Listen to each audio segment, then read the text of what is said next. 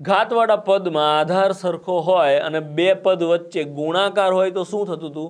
સરવાળો. તો બે પદ વચ્ચે ભાગાકાર હોય તો શું થશે? બાદબાકી. એક્ઝેક્ટલી. સો અહીંયા આપણે સેકન્ડ નિયમ એ સમજવાનો છે કે ઘાતવાળા પદમાં આધાર સરખો હોય અને બે પદ વચ્ચે ભાગાકાર હોય તો ઘાતની બાદબાકી થાય. રાઈટ. શું કહેવા માંગુ છું? ધારો કે ક્વેશ્ચન આપણને આ રીતે આપેલો હોય કે 9/8 ભાગ્યા 9/3. મતલબ અહીંયા શું ઘાતવાળું પદ છે? તો કે હા. આધાર સરખો છે? તો કે હા. બે પદ વચ્ચે ભાગાકાર છે? હા. તો ઘાતની બાદબાકી થાય. કેવી રીતે?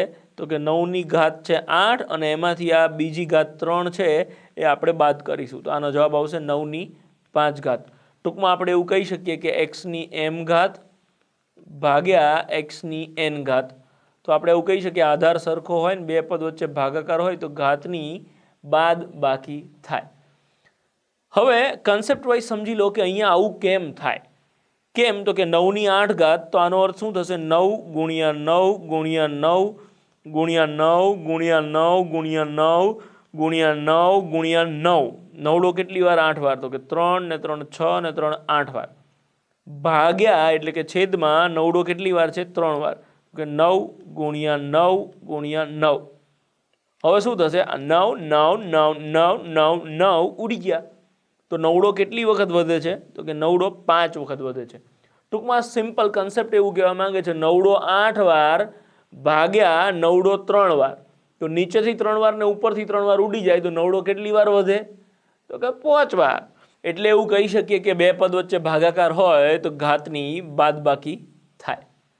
સો એક બે બીજા એક્ઝામ્પલ સમજીએ તો વધારે સારી રીતે ખ્યાલ આવશે.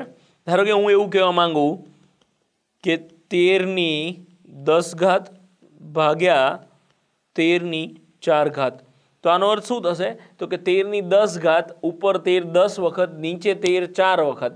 તો નીચેથી 4 ને ઉપરથી 4 વાર ઉડી જાય તો ઉપર કેટલી વાર વધશે? તો કે 6 વાર. એટલે ક્લિયરલી આપણે એવું કહી શકીએ કે 10માંથી 4 જાય તો 6. તો જ્યારે બે પદ વચ્ચે ભાગાકાર હોય ત્યારે ઘાતની બાદબાકી થશે. તો કે 10માંથી 4 જાય તો 13/6 આવશે. અને ક્લાસ એક્ઝામ્પલ સમજીએ. ધારો કે હું એવું કહું કે 15/18 ભાગ્યા 15/7. તો આનો અર્થ શું થશે? સિમ્પલ. ઘાતની બાદબાકી. બે પદ વચ્ચે ભાગાકાર છે એટલે તો કે 15/18 માઇનસ 7. તો આપણો જવાબ આવશે 15/11. સો અહીં કેટલાક એક્ઝામ્પલ્સ આપેલા છે. એક્ઝામ્પલ તમે સોલ્વ કરો ને પાછળ આન્સર કીમાં ટેલી કરો કે તમારા જવાબ સાચા આવે છે કે નહીં.